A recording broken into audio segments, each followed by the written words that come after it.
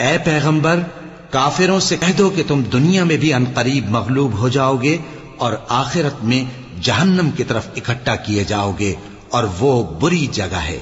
تمہارے لیے دو گروہوں میں جو جنگ بدر کے دن آپس میں بھڑ گئے قدرت الہی کی عظیم الشان نشانی تھی۔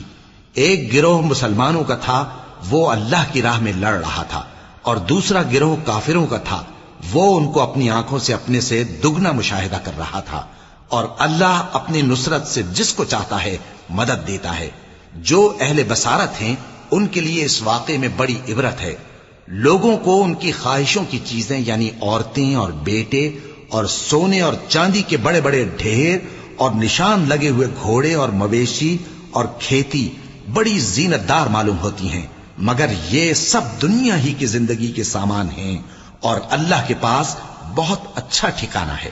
اے پیغمبر ان سے کہو کہ بھلا میں تم کو ایسی چیز بتاؤں جو ان چیزوں سے کہیں اچھی ہو؟